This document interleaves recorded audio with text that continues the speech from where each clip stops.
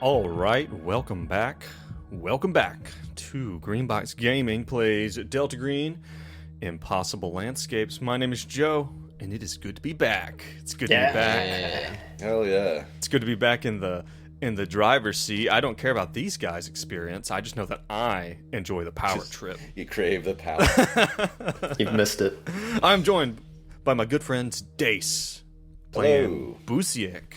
You ready to crawl back into Busiek's skin, unzip it from the rear, and put your feet in first, down like a big onesie?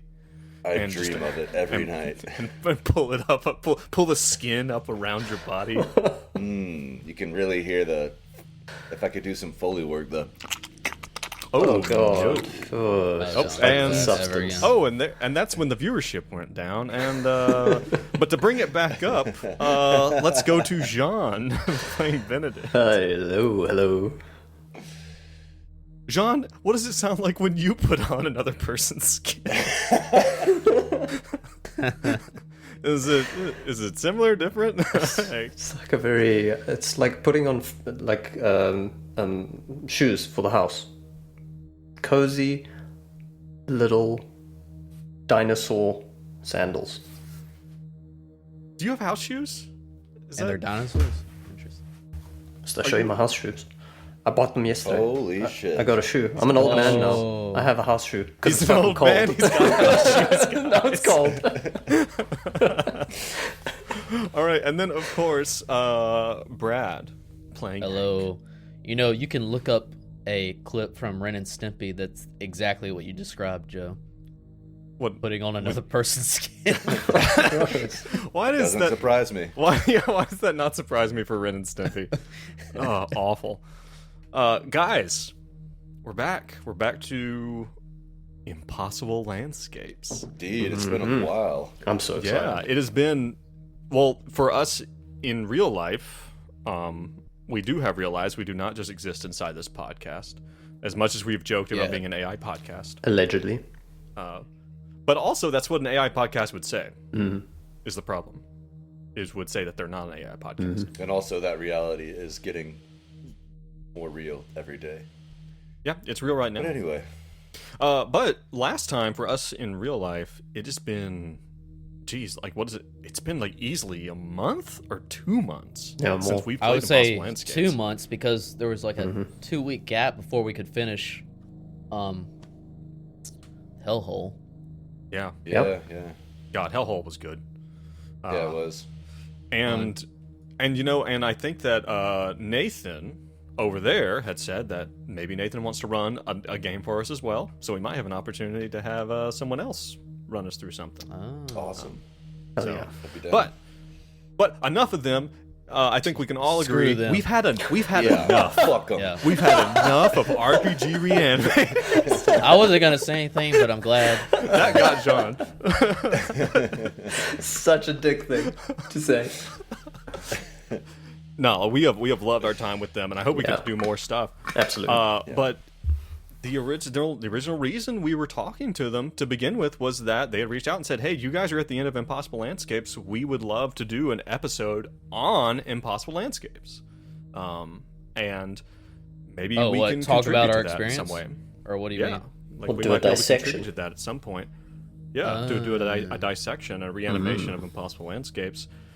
Man, But I'm just glad to be back. I am too. I wonder how much, I feel like if you ask anyone who's done a D&D module, whatever you call their long format, nobody ever finishes it.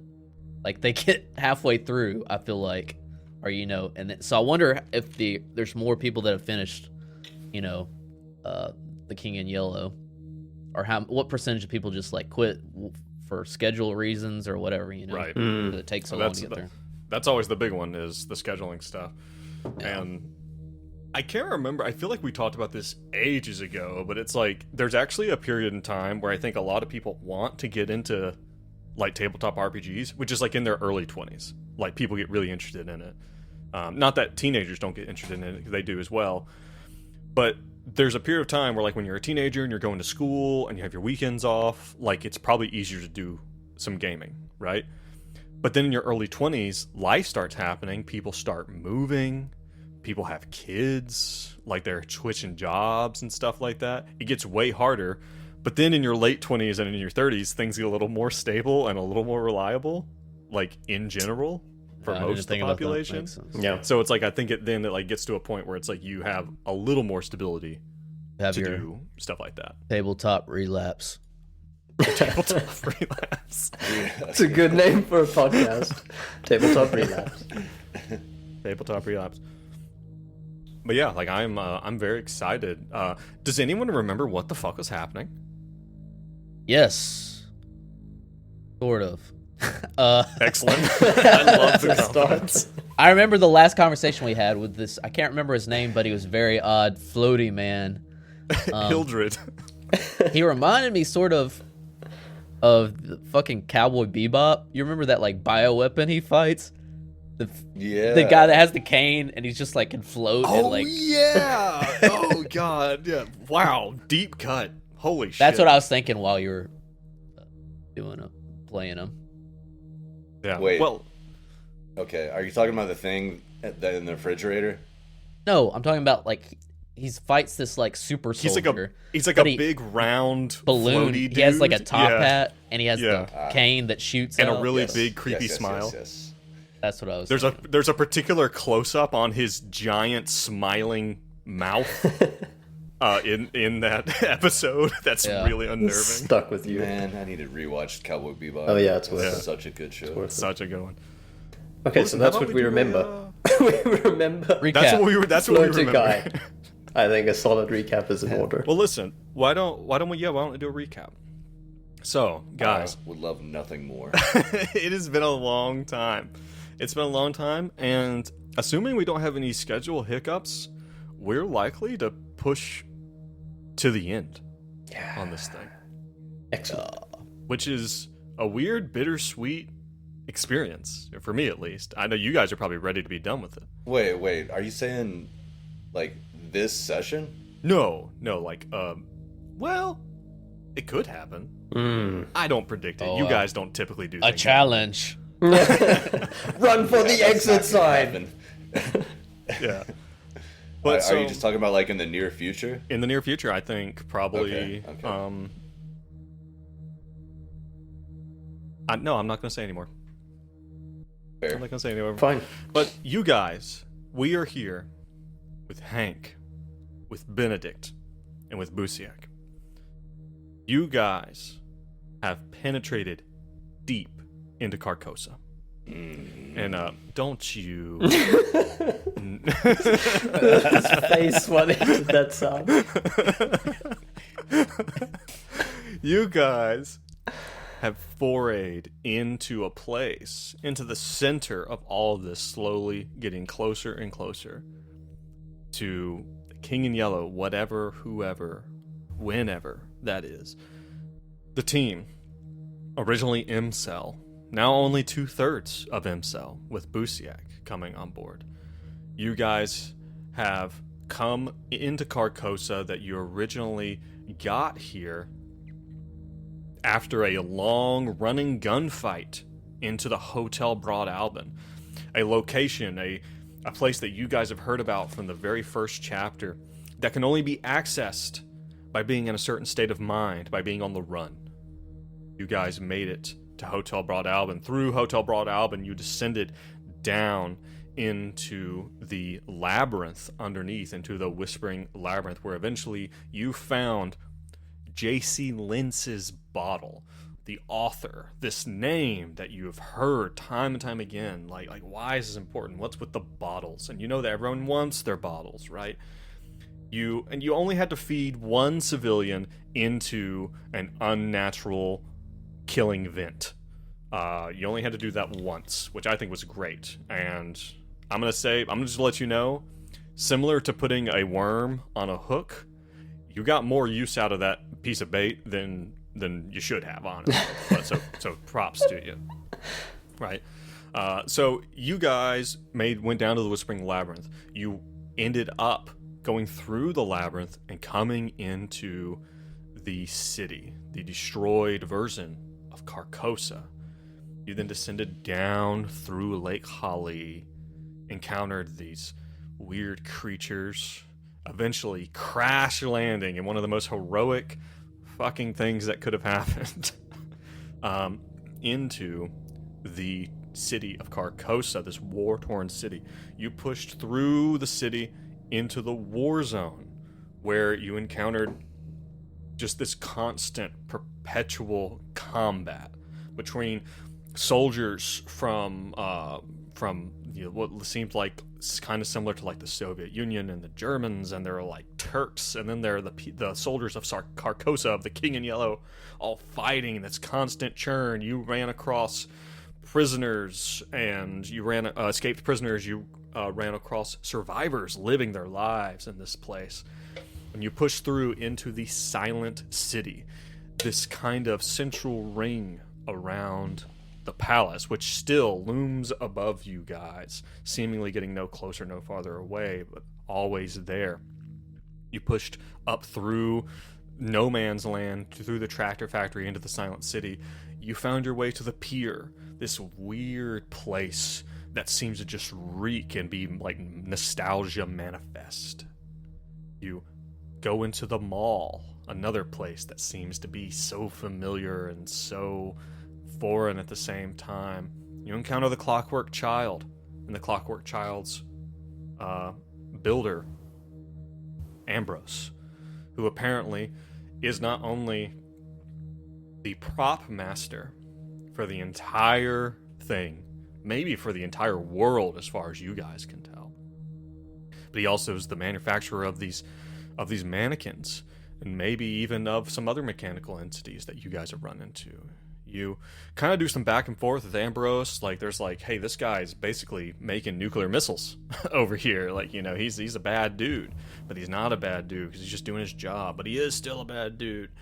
You guys find out that, I believe, in a really great instance, Benedict pushes a roll and then produces this picture of Michelle that he had squirreled away from her apartment as a real weirdo.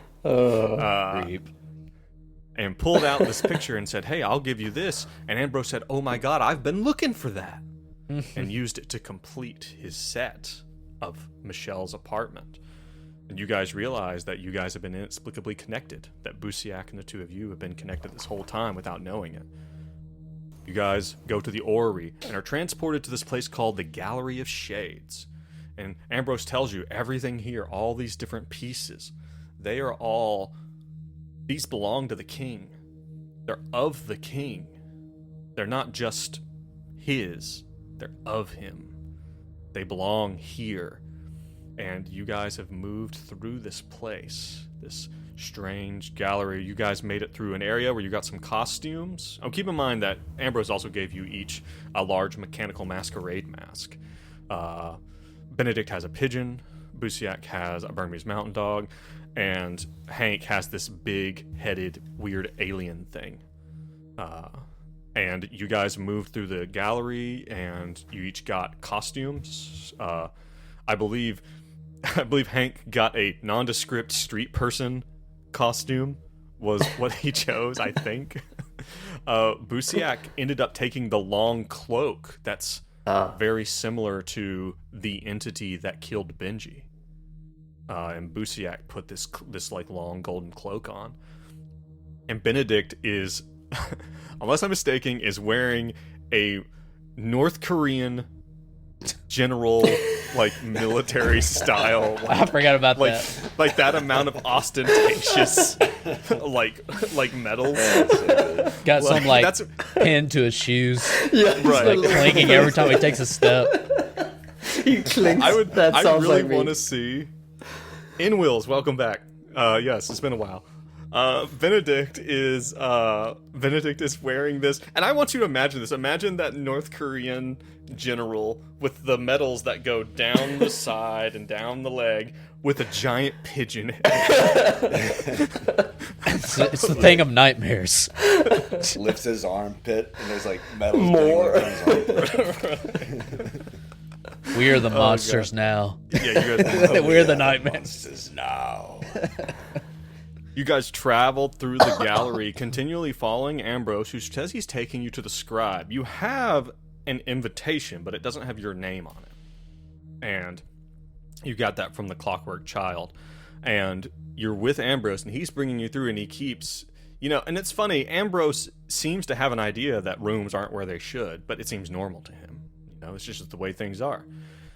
He takes you guys into this room, this huge square room. On all the walls and all the ceilings are plaques with names and birth and death dates. Is this the gallery? Each one of them connected. Was this after the gallery? This is still in the gallery. Okay. And each of them all connected to thousands of others by these long strands, which I believe Benedict determined are actually long strands of human hair, all tied together with tiny little knots. Yep. All between them. And there's this man floating around in the room. Like, seemingly pretty... he says he's very busy, but seemingly friendly enough. His name, and Ambrose calls him Hildred. He floats around and he tells you that he's trying to use this... He's putting together this little project of his to try to determine who the true king is. He wants to find out the true king's name.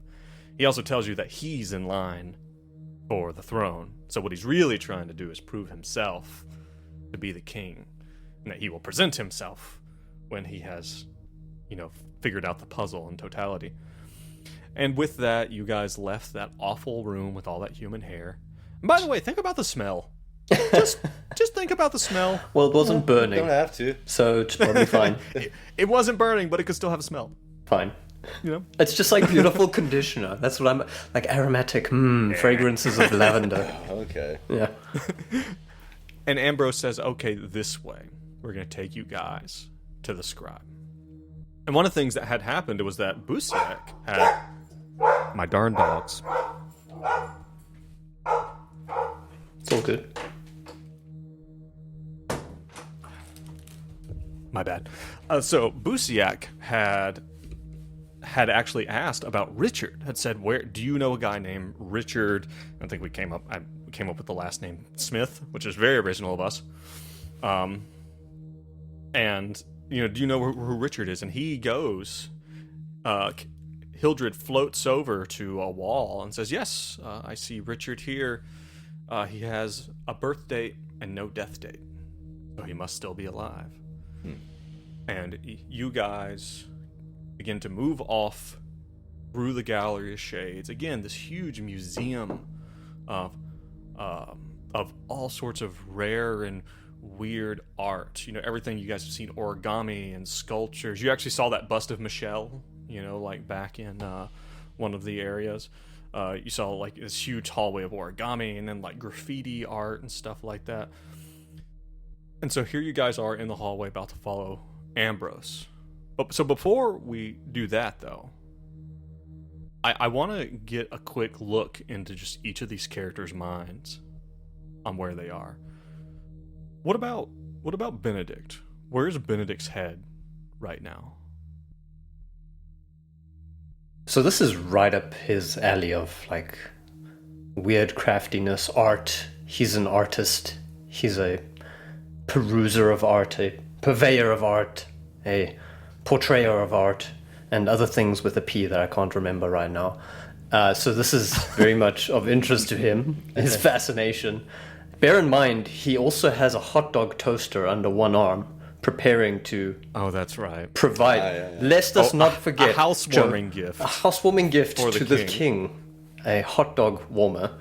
And he's now surrounded by all this art. So he's kind of in a... He's got a very clear sense of going towards the king and providing this offering to get us through it. But he's almost got no willpower left.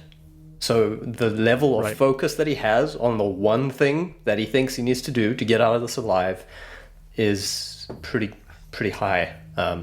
Everything else. Yeah, he does. You do literally have 0 willpower, right? 2. Thank you very much. Oh, okay. The weird thing is you should be unconscious right now. Should be a little bit. Fine. Yeah. Yeah. He's not going to think too hard about and it. Don't forget that each of you has this little side pod of sanity loss just sitting over there. Yeah. Don't worry about it, guys. Yeah, I don't want to see that coming up. Jesus. I just looked at mine. Yeah, it's big, isn't it? Quite a bit. Yeah. Mine will put me through the breaking point. But yeah, that's that is absolutely. That's Benedict in a nutshell. Holding a toaster, looking at all the art, very, very intrigued, but somehow forging ahead. Somehow forging ahead. Okay. Yeah, and I think that's all you can really do, honestly. You know, and there's all this weirdness. What about Busiak? Busiak, you actually just received something. Man, like talk about, and I think you actually had mentioned it last time. It was like talk about a breath of fresh air. Talk about a burden coming off your shoulders. Richard is alive, according to this asshole, anyway. By the way, he's crazy. I think Ambrose had actually been like, Human hair weaving? Ooh. So, I mean, Busiak has been through a lot. Like, obviously, all of us have been through a lot. I think either he or me, I'm not sure where we separate on this, has been a little bit distracted with all the crazy shit from his actual goal of coming in to find Richard. And upon hearing this news, I think he's just got like a refreshed resolve. Like, You got the fan he's going? actually.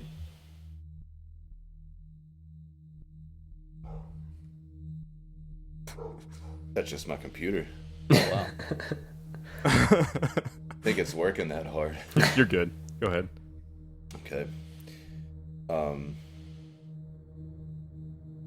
Yeah, I think he's actually doing pretty good relatively. I'm a little bit close to a breaking point, but I think Don't worry about it. yeah, with this new. God, that really threw me off. Is my computer that loud? No, you're good. You're good. I think Brad can just hear it from the other room, but we can't hear it from the other continent. Yeah. Yeah, that's it. Yeah. All right. Well, yeah, and it's like, and keep in mind, Busiak is hands down the most sane of all of you, And the most because heroic. He came in later, and the most heroic. Easily. I think we can all agree. Did you see that eye roll? The Somebody game, make that a GIF. the game's not over yet. Just saying. Benedict. All right. What about Hank? So I guess the last, strong emotion Hank had was, he was about to get in a fight with Ambrose or kill him or do something, somehow, derive some kind of trying to figure out, like, either is he responsible for this or, just like, why is all this going on? And he seemingly found someone who's could potentially be the cause of all this craziness / pain / horror. Then I forgot what the conversation. Basically, I'm talked out of it. I'm like eased up, and I think going through, Busiak's been kind of a new guy to the group, but actually going through these scenes and seeing that Busiak was actually somehow there at the very beginning. Maybe like Hank has a little bit more. Feels like he's part of the crew now, maybe more so than what he did prior to that. Right. So that actually makes Busiak fit better for Hank. Yeah, I think so. At that revelation. Okay. Yeah, that so there's probably more of like a bond as a group for Hank now, but I think more than anything, and then we see this guy that's floating around. I think his paranoia is repressed. I think there's almost like just like a numbness to him now. Like he doesn't know. Once he finds Michelle, if he finds Michelle, he doesn't know what he's gonna do. Like, like it's almost like, you've just been reading this book, and it's like you just want to get to the end. You don't know if you really want to enjoy it. Like he just wants to have some like conclusion to all this. Not this isn't Brad talking. This is like Okay. Gotcha. Hank as a character. Like, what is the ending to this? Type situation. That's my whole spill about, I think. Yeah, and and again, like you guys are in this you're in this dark. Again, it's like it feels like a museum. It's a little dark. There might be just kind of like big windows.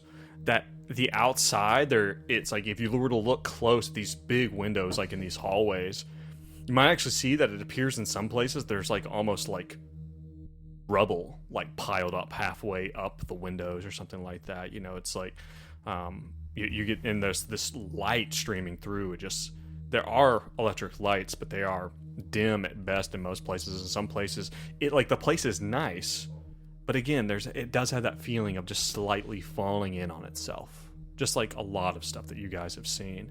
But the closer you guys have come to the center, the closer you guys have come to the palace, the less that seems to be the case. You know, like, now that you're in the Silent City, things are cleaner. You can see the evidence of war, the evidence of, you know, debris and stuff like that, but it's all like been swept up onto corners and stuff like that. But here you guys are, still here in the gallery, and Ambrose is saying, "All right, let's go this way. The scribe should be right down here."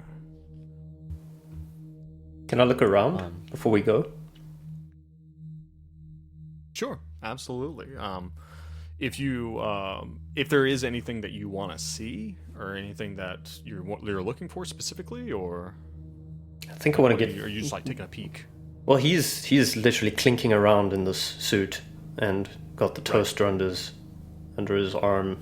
He's still confident in it, but I think he is looking for something better, and he's wondering if he could present the king with something majestic to show him how much effort he's come through to just meet him, to prostrate himself at his feet. Okay. Yeah, so this room that Ambrose is going down, he's walking down about like 3 kind of hallways down, 3 openings down. He's passing a bunch of these other ones, not even looking at them. Roll me a sanity check. A sanity check for old Benedict. And this would be a good time to pull up. That's a fail, okay. This would be a good time to go and pull up Roll20 if you don't have it pulled up. Okay, so at your failure, you're walking down the hallway, and you look down to the left, and you see a long, again, like most of these are they're like long halls with these galleries with different kinds of art pieces and whatnot in them. But this one, you look down, and it is a long straight hallway with a beautiful, you know, beautiful carpet down the center, just running from the doorway all the way down, probably 50 feet.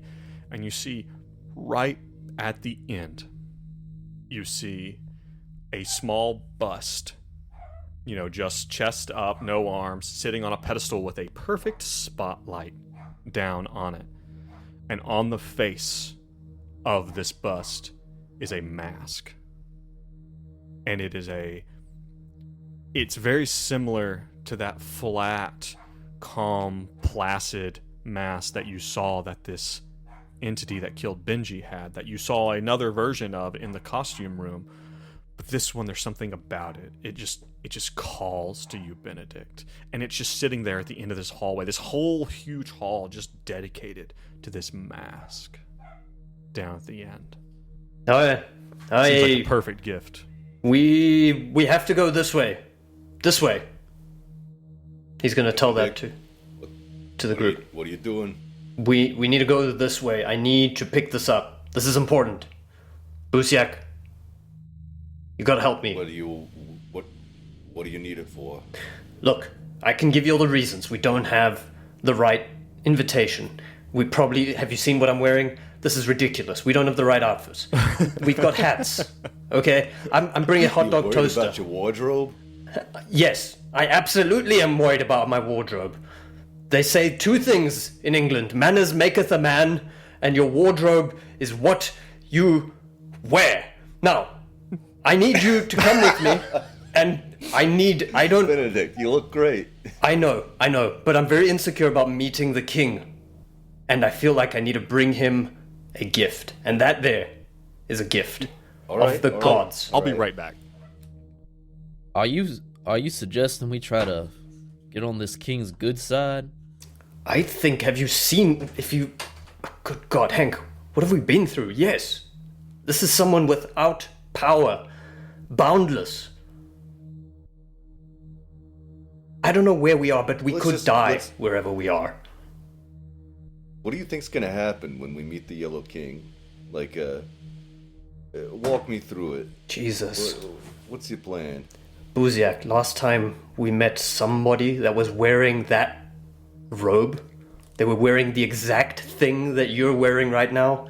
He disintegrated one of my closest friends. And we don't even know if that was the king. That was just something that wore that goddamn robe, which you're now pulling off so beautifully, and I'm a little jealous, but I'm also, it's like bittersweet, because it's a little murdery, but I'm dealing. I was gonna ask if you wanted me to take it off, but now you're giving me mixed signals. I don't know, but what good though? You look but it's good. fantastic. And I need that mask. Let's And just just- let him get the bus. He starts Yeah. walking. I don't really know what angle he's trying to get, but perhaps some kind of All right, offer and yeah. shit would be beneficial for us blending into whatever ceremony we're about to witness. Fuck it, maybe he's right. I love the idea of let's take the insane ramblings of Benedict and just assume that they're correct. I love I'm that on we're board. Especially I think- convincing. You guys, I think you guys are completely on track. Okay, Not crazy to bring a monarch a gift. true. You're right. It's not completely crazy. Okay, so From you guys, from his own collection of shit. yeah, it is. That It is worth crazy. noting. It's like, wait a second. I thought I left this in that long hallway at the end. I That's my remember favorite- specifically, it was the only piece that has spotlight on it. Yeah, wait a second. It was my most prized possession. Right. And now you brought it here to me. Thanks. I With guess. a toaster. You guys are missing a key piece. With a toaster. Oh, I thought you were gonna do a Indiana Jones bit. You gotta No. swap the toaster. No, we need both, Hank. We need both. You need both. Okay, so if that's the case, then so you guys are going to follow him down, and as you go, you are going to Benedict. I assume you're leading the way on this. All right, yeah. So you continue down, and are the other two of you like, I don't know? Are you just following blindly down, or like are we kind of like looking Ambrose is with around? us. Well, I would say that Ambrose is probably like, well, I think that we should probably, hey, we're down here. The scribe is down here. Well, be right there. Just let's get this quickly, and then we'll join you. Maybe- I mean- I'm gonna go ahead in here and start doing maintenance. But we No. clock where he's going. You can see where he's going. Oh, Okay. fine. And I'm sure Fuck the him. same door will be in the same place when you come to it later. As doors are wont to do. But yeah. Perhaps Hank is not following directly behind Benedict, but kind of like, a parent waiting at the end of the aisle as the kid runs to get the candy type thing.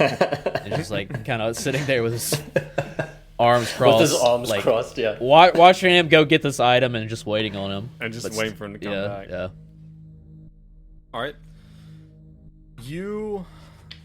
And what about Busiak? Is Busiak... Busiak is gonna try to keep eyes on what's his name that starts with an H. Hildred, he's still back there in the room doing his thing. I think we lost sight of him. You could just be back in the hallway, because it sounds like Hank is kind of standing in the hallway watching Benedict Yeah. go down this room, and you could still be down a door or two watching Hildred, if you want. Okay. I'm going to tell you Yeah, what Hildred does. Hildred continues to float around, and again, he seems to be pulling this filament of what you now know to be human hair just out of a pocket, and it just keeps coming. Ugh. Right, no matter where, how far he seems to go, and he hooks it from one nameplate all the way across the room to another, and he kind of mumbles to himself. He's like, or every now and then he'll be like, that's not right. He'll undo one, and then In move to a that different case, we really need that bag of holding, so we're gonna fight him.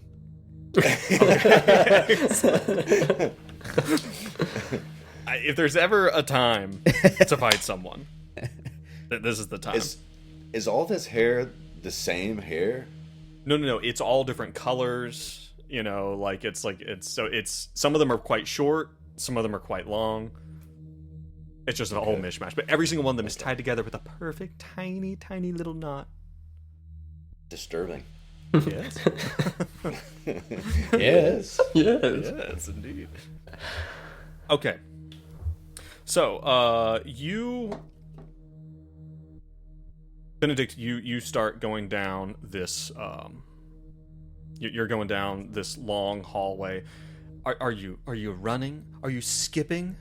I'm intentionally walking at a Okay. deliberate pace. At a deliberate pace. Right. Yes, deliberate, dignified. As you jingle, just like ka-ching, ka-ching, ka-ching, ka-ching, ka-ching, with all these medals as you go. Yeah, you walk, and as you go, you hear just at the edge of your hearing, hear what sounds like shuffling. Right? You see And anything? it sounds like shuffling. It's to both the left and the right. And as you turn, you see that from the ceiling down to the floor are these long, long black curtains that kind of cover the walls, right? Do they look like the same And- black curtains that creature peeked through when we were with Benji? No, that was like a red. That was like a velvety stage. curtain. Okay. These are like these are like they seem decorative. These are happy. These are fine. He keeps going. These are fine. I'm sure there's nothing wrong with these ones. Nah. But as you turn, you see that they are moving slightly, but it's one of those things like, is it just a trick of the eye that it's moving slightly or not? Like it's hard to tell. Okay. But the closer you get, the more of this shuffling you hear. You're about halfway through into the room now. Okay. And you could swear to God that you hear the sharp rap of like a dress shoe on hard floor. I think this would You freak know him the out. sound of walking in dress shoes, like of hard-soled shoes on like a hard floor. Yeah. I think this would freak him out. And I think he would be changing his mind at this point. He really wants that mask. Okay. So roll he's me a gonna- saving check. No, roll power check. Oh god, yeah. The bust, right? Or is it a mask on a bust that you're trying to get? It's a mask on a bus. It's a mask on a bus. That's a critical success on a power roll. Okay. You hear you hesitate. You stop. And as you stop, you hear now that there are whispers coming from both sides of the room. And you can hear and you can make out just barely someone say in English. You can make out someone say, he's like, "He's so close. He's so close, he's almost there." And you stop. And you can make the decision right now. You can do whatever you want. You can continue on, or you can turn back. But you feel now that and because you got a critical success, I'm going to tell you, you know that something is drawing you near. You now know this desire to walk in here is not your own. It's something else. Mm-hmm. Hank will see. Kind of stutter in his step. Is everything all right, Benedict? I'm not sure, Hank. He's gonna think for a moment. You hear to your left, you hear, "Go, take the mask. Take it, take it, take it, take it, take the mask, take it, take your mask, take it. No, Go now. no, Go now, take the mask. no, Take it. no! Shut up! Shut up! And he's gonna be screaming, "No! Shut up! Shut up!" And he's gonna about face with like a perfect about face military turn, and he's gonna rapidly start walking backwards. March. Comically Dignified. marching, dignified after freaking out, but very briskly walking away. No, no, no, no. Every time they say, take it. It's like, no, no. Hank, roll a sanity check.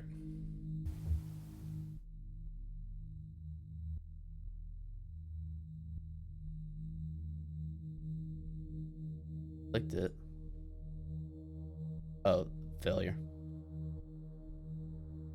Hank, take 1 sanity damage, please. In your In the side pile. Oh, and the side pile. Okay. In the pile, as is tradition. Tradition since when? The curtains. Benedict doesn't see it because he turns around. But you do. You see the curtains all fall from the ceilings, and they very briefly pile into big piles in the bottom, but then they all stand up, and there are dozens upon dozens of human figures, each as it lifts its head up out of a dark cloak with a flat mask over the front of their faces. And they're not, and maybe 1 or 2 of them take a step toward Benedict, and you now hear their voices. No, come back. And then the bust at the end of the hall also turns its head Oh, God. Shit. toward Benedict. And he doesn't see any of this. He just keeps Benedict! going. Meatball! And then he'll like kind of, he won't shoot, but he'll like raise his gun. He starts running. He just starts running. Like rack a shotgun or something. Like Yeah. sprinting. Ching, ching, ching, ching, ching, ching, ching. Benedict, Busiak, meatball. All right, we got to get the fuck out of here. Okay.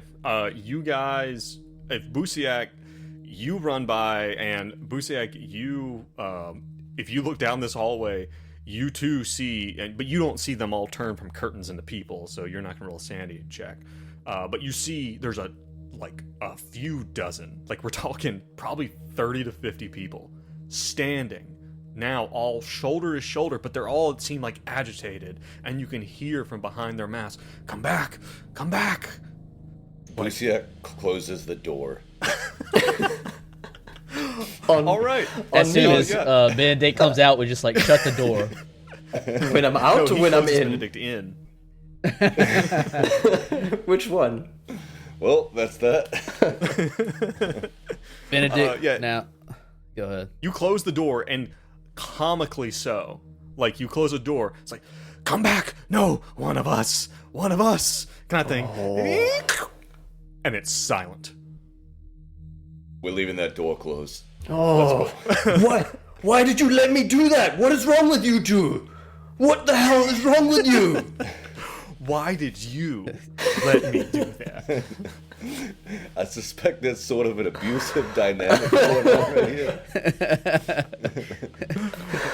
Oh God. Whatever. Let's just keep going. Yeah, let's stay close Don't think too hard to about it. Ambrose from now on, Benedict. No more.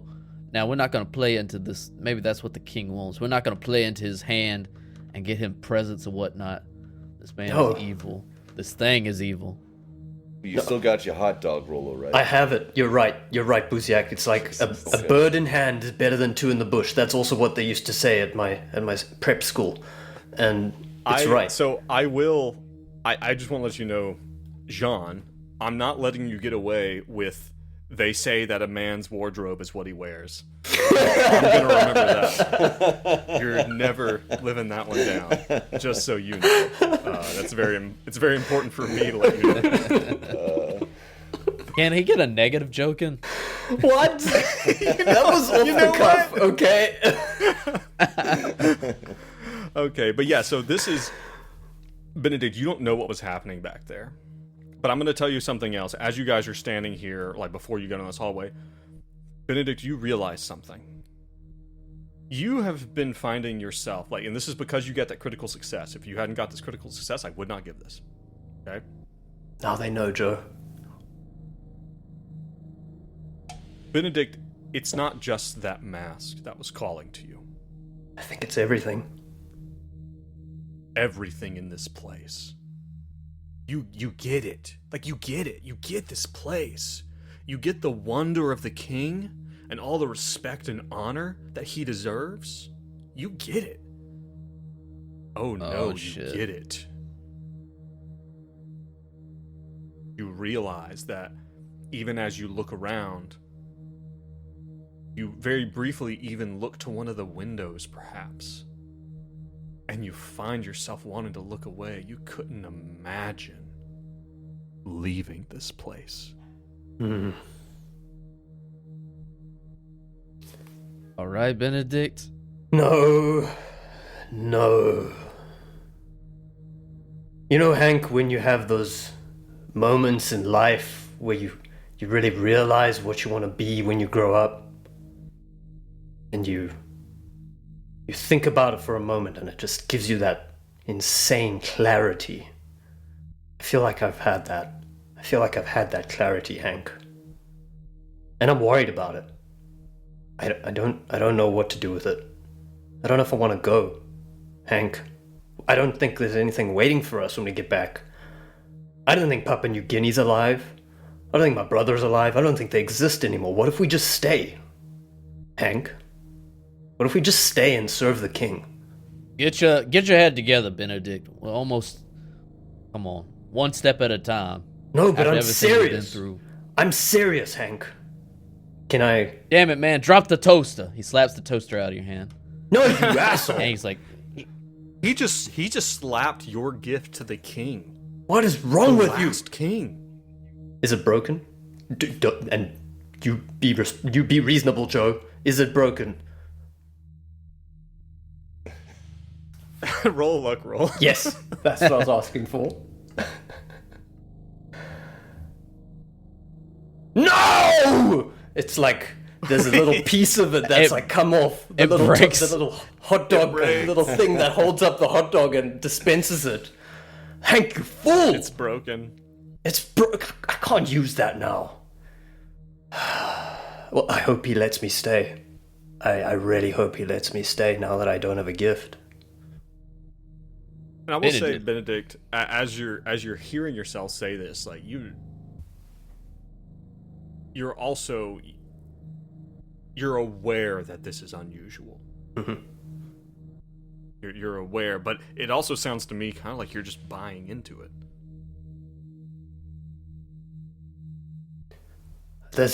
Look, Hank, I appreciate your concern. I don't appreciate your violence, but I know that we're in this, and you've looked out for me so far, and I appreciate you. That's what I appreciate about you.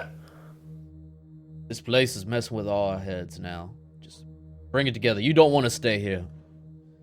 And Okay. even if Hank doesn't believe what he's saying, we're going to make it out of here. He'll say it anyway. Okay. Maybe you should let Mia Busiak lead the way for a couple of strides. Yeah, maybe you should Hang back. tie a rope around me. I'm not going to do that. But It could be fun. I haven't had fun in a while, Hank. Nervous laughter from Brad.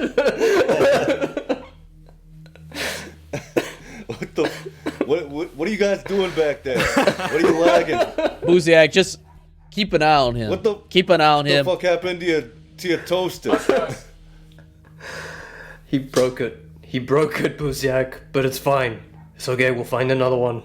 It's okay, we'll find another one. Look, all right, Hank, how about you take point, I'll take back, and we'll just sort of sandwich Benedict. All Keep right. an eye on him, you know? Yeah. Keep an eye on him. That does sound like fun.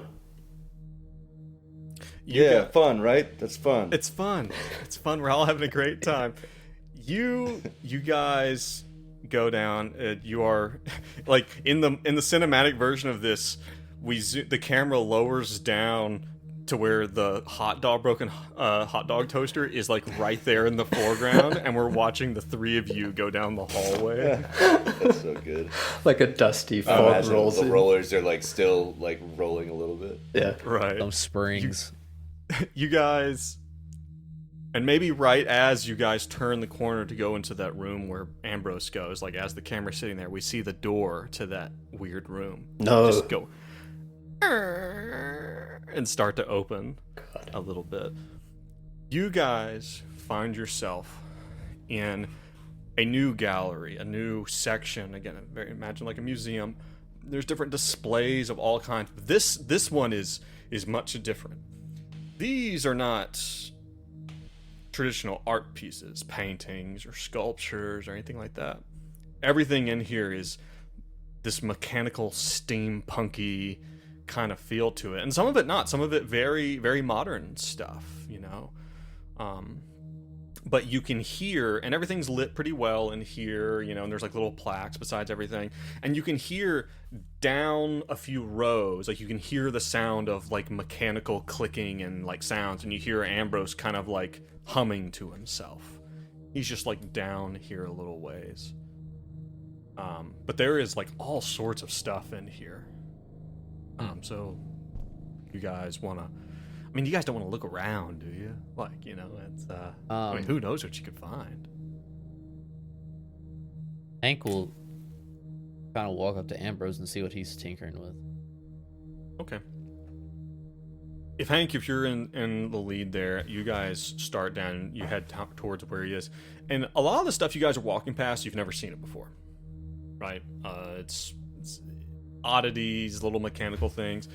At one point in time, though, you do kind of turn a corner and you can see Ambrose down at the end of this kind of row in this kind of like central display that has other displays kind of around it, but you know, there's like room to walk around it, you know, like it's like cordoned off with like a velvet rope.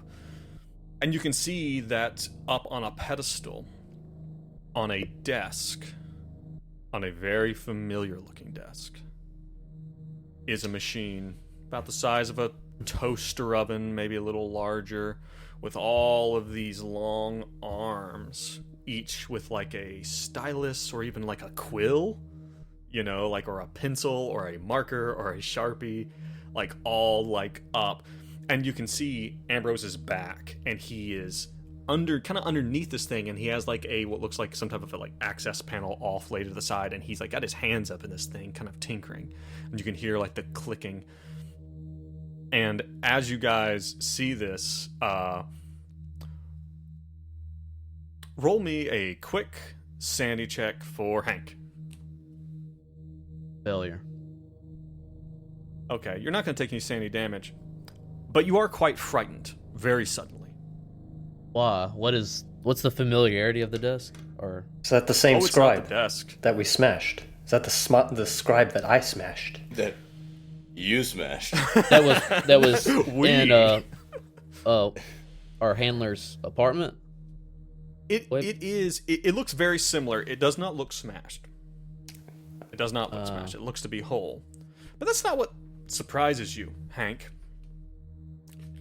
There's something off to your left, and you take a quick peek at it as you see something that looks like a combination of a small cherubic baby-sized thing Oh god.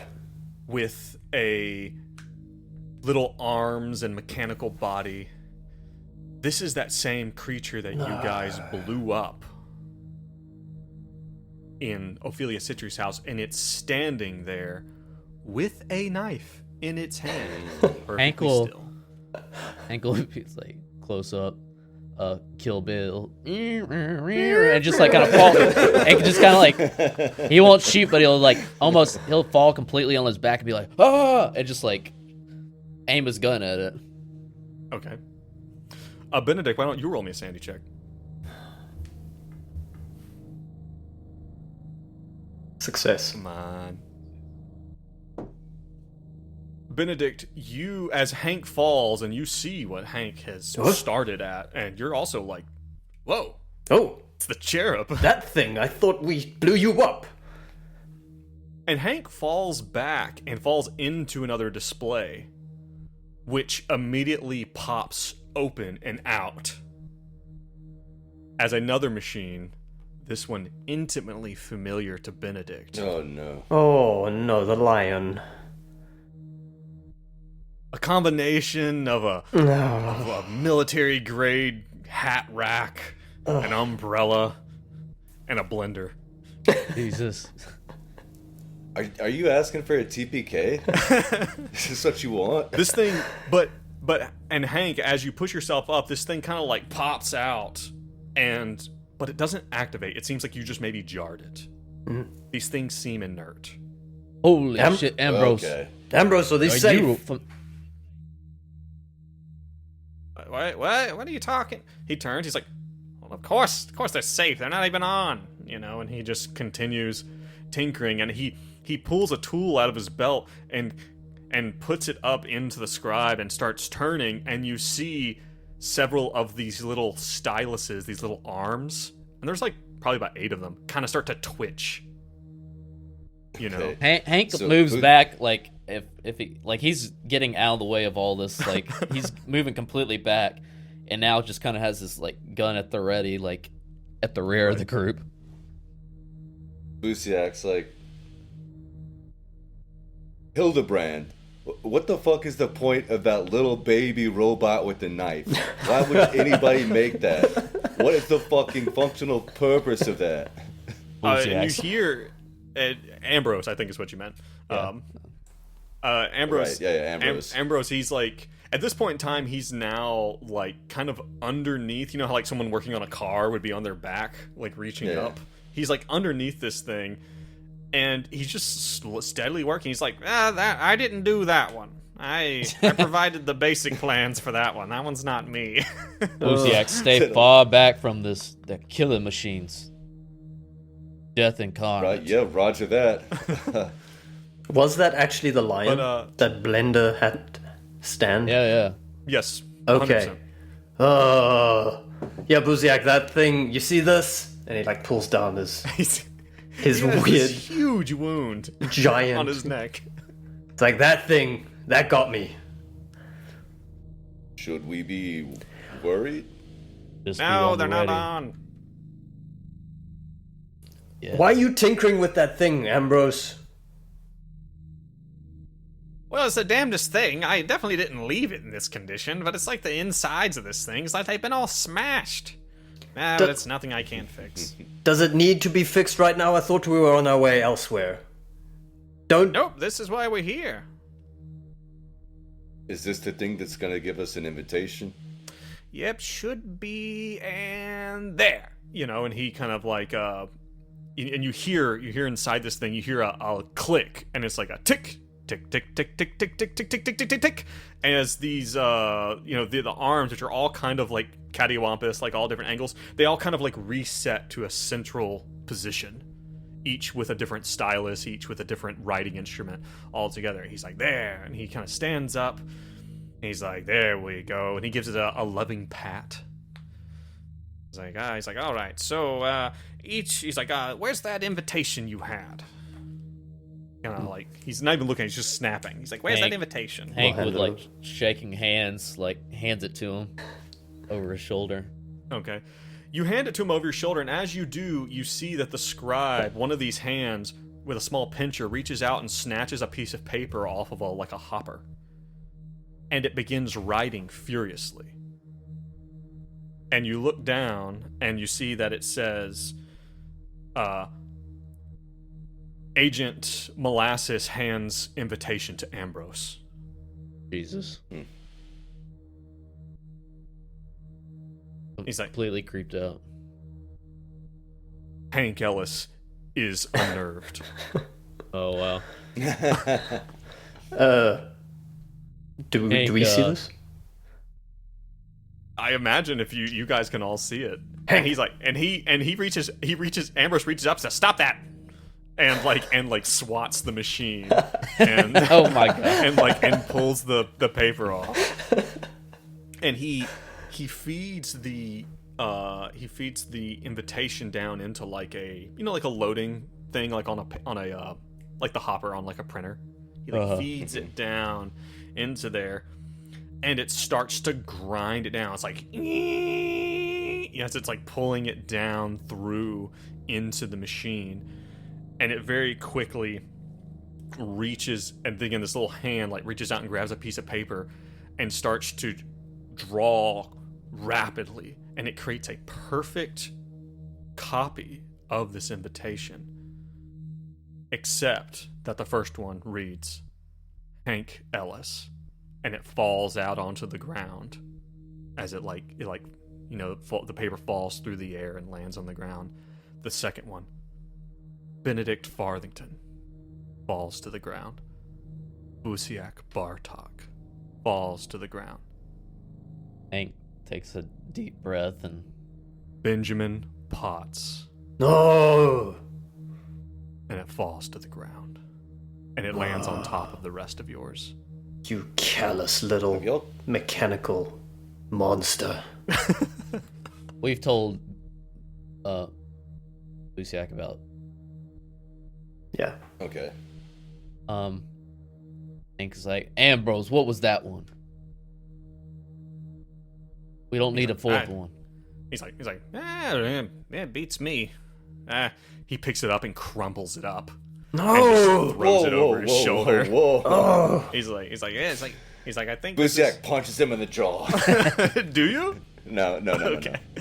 He How many times can we punch this man? Beat him to a How many pulp. times you- He picks these up. He's like, well, gentlemen, I think this is where our work ends, our partnership. And he hands you the invitations. He, But what? Hank still like startled just by these death machines around him. That thing, that scribe, it was reading my mind. Another piece of paper is brought onto the writing surface. It's reading my mind. It writes out. What the hell is that? What just the hell is Hank, that? Hank, stop it. Just stop interacting with the artwork. That's what we've learned so far. And Benedict will like walk. Benedict Farthington. That's what we learned so far. Oh, shut up, you! And he's gonna walk over to where the piece of paper was crumpled up and pick it up gingerly and try and like fold it out, pat it out, and put it in his pocket. Ambrose, what's the next step? Where do we go next? Unless I'm mistaken, it sounds like it's about time for you guys to head to the palace. Got your How do we costumes, get there? your invitation. Yeah. Not far from here. You exit the main doors of the gallery here. You should be able to get there pretty. It's on the shore. Beautiful place, right on the beach. It's a great place Well, for the end. Thanks for all your help, Ambrose. I guess. Of course. I can't say it's been a pleasure. Hank just like mind Ditto. whirling. Maybe a small amount of hope that Benji's somehow still alive. Have printed out his invitation. I don't know. It's wild. I just want to get out of here. Yeah. The camera Benedict. zooms in on the writing surface. Hank Ellis, now filled with a new sense of purpose and hope, proceeds to the palace with his team. And at that, we're going to call it Nice. this episode. Well done. It's a little exposition All right, heavy, but you know guys. what? I can't judge. It worked well. No, I'm kidding. I'm fucking with you. Benedict Farthington suddenly suffers an aneurysm. But not the kind that kills you, just the kind that makes you really stupid. Is this still described talking? Yeah, it's- I was thinking the scribe Joe talking. All right. Everyone listening, everyone watching, thank you so much. Inwills, good to have you on here. Yeah, thanks for Someone joining. had said something here on the chat about the Delta Green system being somewhat boring and outdated. Everyone has their opinions, but did mention, I will say, a Fall of Delta Green or Trail of Cthulhu, which are like other systems. Oh yeah, I don't know. We might take a look at it. maybe. I have heard about those systems, and I have wondered about that. Look, we've been bored but yeah, by but this thank you for for coming. over 2 years now. You're entering dangerous aneurysm territory, my friend. That's- The internet can't aneurysm me. yeah. I did want to thank real quick some new patrons, Hey. some of them which have been a long time coming. But we've been doing our stuff with Alex and the RPG Reanimator, so I wasn't able to get around to it. I want to thank Electric Manad, Mikhail, and Yes. Alex. Yeah, Thank you so thank much you. for joining us. Thank you. Over on Patreon. You guys help. An for electric- us to host and whatnot. Electric monad. It's a data structure. Monad. I believe so. I got you, Mr. Monad. Nerd. Mr. Menard. No nerds in our TTRPG stream. That's the rule. All right. everyone listening, everyone watching, thank you for joining us. If you are joining us live, stay tuned. We are going to be right back. We're going to take a break. In Wills, I am going to try to fix our setup. I did The names are mixed around or something. Yeah, the names are all fucked up. But thank you guys so much for joining us. Thanks, Joe. And remember, Thank you. as always, stay safe and stay sane. Bye. Bye.